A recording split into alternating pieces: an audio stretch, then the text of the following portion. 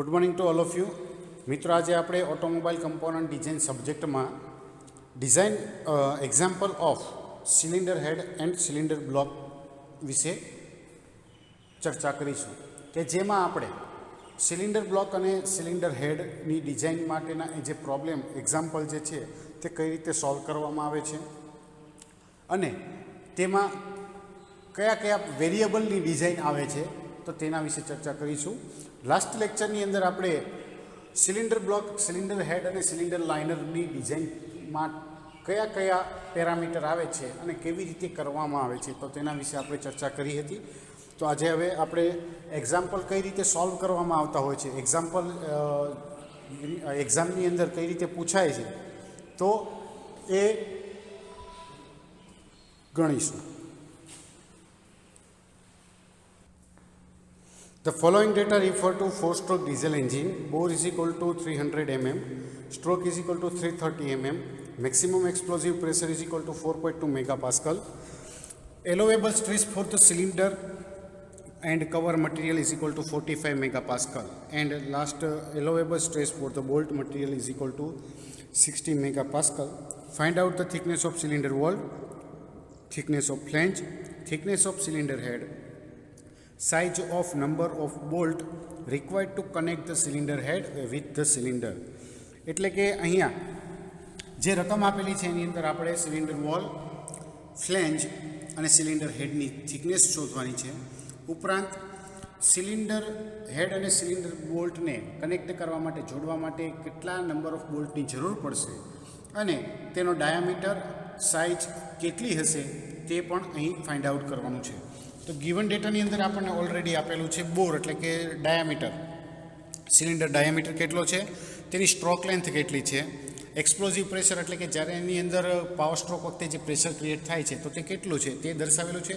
ઉપરાંત સિલિન્ડર હેડ અને તેના કવર મટીરિયલ જે છે તો તેનું સ્ટ્રેસ કેટલો છે તે પણ અહીં ઓલરેડી આપેલું છે અને બોલ્ટ માટે સ્ટ્રેસ કેટલો થાય છે તે પણ અહીં ઓલરેડી આપણને ડેટાની અંદર આપેલું છે.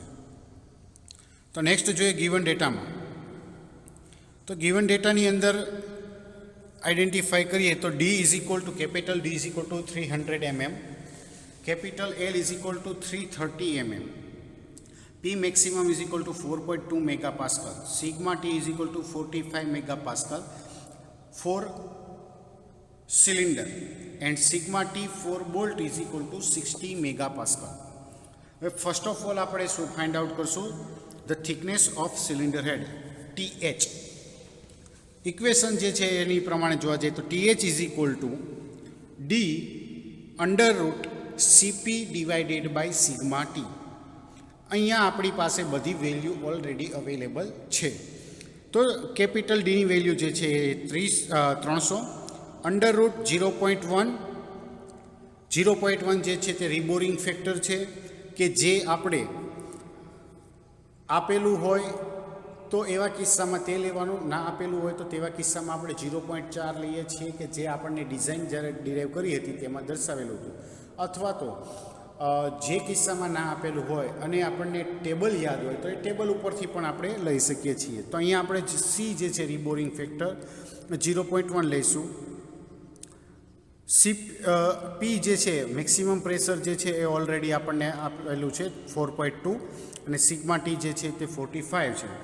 તો આખી વેલ્યુ જે ઇક્વેશન પ્રમાણે વેલ્યુ જે મૂક્યા પછી કેલ્ક્યુલેશન કરીએ તો આપણને ફાઇનલી TH જે છે તે 28.98 મળે છે કે જેને આપણે એપ્રોક્સિમેટલી 29 mm તરીકે લઈ શકીએ છીએ. બીજા નંબરે આપણે ડિઝાઇન કરવાની છે થિકનેસ ઓફ ફ્લેન્જ. ફ્લેન્જની થિકનેસ કેટલી છે તે, તો એનું સૂત્ર છે TF is equal to 1.2 TH to 1.4 TH. એટલે કે એક રેન્જ આપણે અહીંયા શોધવાની છે અને આ રેન્જની વચ્ચેની વેલ્યુ જે છે તે આપણે ફાઇનલી લેશું. તો 1.2 into 29 to 1.4 into 29 is equal to 34.8 to 40.6. એટલે આપણને અહીંયા બે વેલ્યુ મળે છે રેન્જમાં કે અહીંયા TF જે છે 34.8 થી 40.6ની વચ્ચે આપણે કોઈ પણ વેલ્યુ લઈ શકીએ છીએ, પણ આપણે આવા કિસ્સામાં અહીંયા લેશું વેલ્યુ 38 મિલીમીટર. મેજોરિટી કિસ્સામાં જ્યારે આપણે ડિઝાઇન કરતા હોઈએ તો આવા કિસ્સા જ્યારે આવશે કે જ્યાં આપણને આવી રેન્જમાં વેલ્યુ મળે તો ત્યારે આપણે જે વેલ્યુ મેક્સિમમની નજીક આવતી હશે તો તેવી લેવા માટે આપણે પ્રયત્ન કરીશું. નેક્સ્ટ હવે છે the size of stud for the cylinder head. The stud number of stud is equal to કેટલા સ્ટડ અથવા તો કેટલા બોલ્ટ આપણે યુઝ કરવા પડશે. તો સૌથી પહેલાં આપણે એ ફાઇન્ડ આઉટ કરી લઈશું. Number of stud n is equal to capital D divided by 100 plus 4 to D divided by 50 plus 4.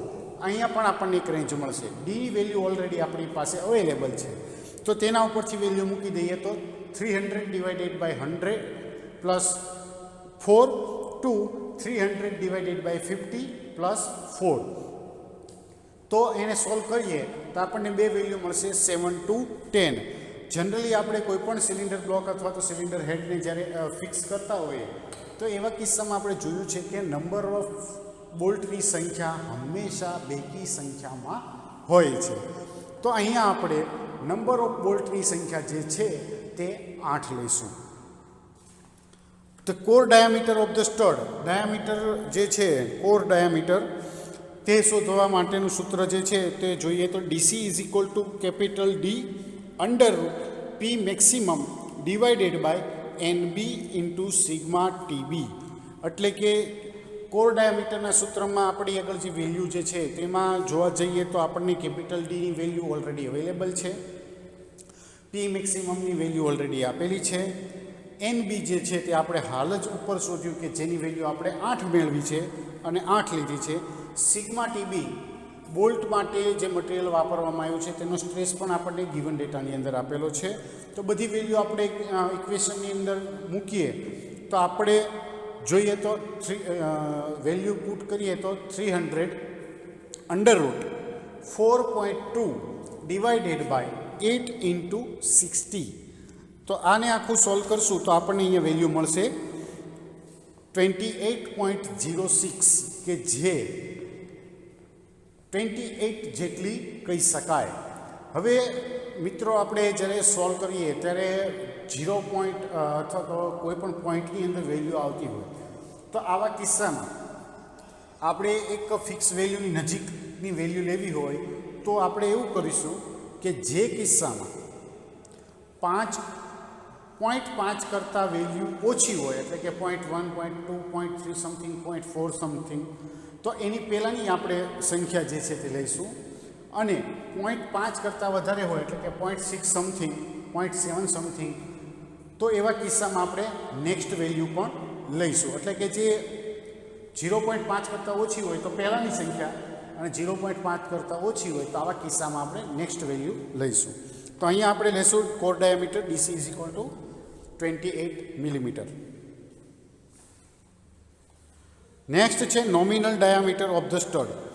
Nominal diameter of the stud d is equal to dc divided by 0.84. Core diameter divided by 0.84 કરીએ એટલે આપણને nominal diameter મળશે. તો D is equal to 28 divided by 0.84. then the value is equal to 33.4. So we can take the value as per the diameter standard of the bolt or fasteners. The diameter of bolt or stud is equal to D approximately 34 millimeter. Pitch circle diameter of the stud DP is equal to capital D plus 3D. Capital D already આપણને આપેલો છે, small D આપણે હમણાં જ ઉપર શોધ્યો તો તેની value મૂકશું તો ડીપી બરાબર 300 plus 3 in bracket 34. So DP is equal to 402 millimetre. Pitch of the stud. Pitch of the stud એટલે કે બે સ્ટડ વચ્ચેનું અંતર કેટલું હોવું જોઈએ તો તેમાં જોવા જઈએ તો તેનું સૂત્ર મુખ્ય સૂત્ર છે pi into dp divided by NS. પાઈની વેલ્યુ કોન્સ્ટન્ટ હોય, ડીપીની વેલ્યુ ઓલરેડી આપણે હમણાં જ ઉપર શોધી 402.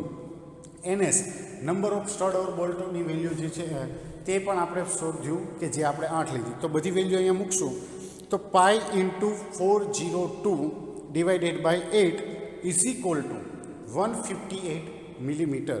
એટલે કે બે સ્ટડ વચ્ચેની જગ્યા જે છે તે 158 મિલીમીટર જેટલી હોવી જોઈએ. હવે છે લીક પ્રૂફ જોઈન્ટ માટે ચેક કરવાનું. તો for leak proof joint the minimum pitch of the stud, minimum pitch of સ્ટડનું સૂત્ર જે છે તે આ પ્રમાણે છે 19 અંડર રૂટ સ્મોલ ડી. તો 19 under route 34 is equal two 110.8 millimeter. And next is maximum pitch of the stud is equal to 28.5 under root D is equal to 28 under root 34. The value is 166.2 millimeter. From these two values we can take the before value of a pitch of stud. The pitch of stud obtained from above is lies between 110.8 to 166.2 millimeter. So the calculation of the above is satisfactory. એટલે કે આપણે જે pitch of stud ઉપર જે find out કર્યું કે જે આપણને 154ની આજુબાજુ મળ્યું હતું તે મિનિમમ અને મેક્સિમમ પીચની વેલ્યુની વચ્ચેનું છે. તો આવા કિસ્સામાં આપણે જે સાઇઝ બોલ્ટની નક્કી કરી જે શોધી છે તે ડિઝાઇનના પોઈન્ટ ઓફ વ્યૂ યોગ્ય છે. નેક્સ્ટ મિત્રો જે એક્ઝામ્પલ જે છે તે તમારે સેલ્ફ સ્ટડી માટે છે, અથવા તો હોમવર્ક કહો તો હોમવર્ક તરીકે, પ્રેક્ટિસ તરીકે કહો તો પ્રેક્ટિસ તરીકે છે. The cylinder of the 4-stroke engine has the following specification. Bore is equal to 250 mm, maximum gas pressure is equal to 3 megapascal, allowable stress for the CI cast iron cylinder is equal to 42 megapascal, allowable stress for the bolt material is equal to 65 megapascal. Calculate the thickness of cylinder wall and flange. Take the reboring factor is equal to 7.5 millimeter and the thickness of cylinder head and size of bolt and pitch of the bolt. એટલે કે આ જે problem જે છે, example જે છે તેની અંદર આપણે 3 વસ્તુ શોધવાની છે કે જેની અંદર સિલિન્ડર વોલ અને ફ્લેન્જની થિકનેસ, સિલિન્ડર હેડની થિકનેસ અને બોલ્ટની સાઇઝ અને પીચ ઓફ બોલ્ટ, આટલી વસ્તુ શોધવાની છે. હવે ડેટાની અંદર આપણને ઓલરેડી કઈ વસ્તુ આપી છે એમાં જોઈએ તો સિલિન્ડર બોર ડાયામીટર, સિલિન્ડર બોર ડાયામીટર આપણને અહીંયા આપેલો છે 250 મિલીમીટર. મેક્સિમમ ગેસ પ્રેશર છે તે આપણને અહીંયા આપેલું છે 3 megapascal. Allowable stress for the cast iron cylinder, cast iron cylinder માટે કેટલું સ્ટ્રેસ હશે તે પણ અહીંયા ઓલરેડી આપણને આપેલું છે 42 મેગાપાસ્કલ. અને allowable stress for the bolt material is equal to 65 megapascal. એટલે કે બોલ્ટ મટીરિયલ માટે સ્ટ્રેસ લેવલ જે છે તે 65 મેગાપાસ્કલ જેટલું છે. તો આ ડેટા ઉપરથી આપણે જે હમણાં એક્ઝામ્પલ જે સોલ્વ કર્યો તે જ એક્ઝામ્પલ સોલ્વ કરી શકાય છે.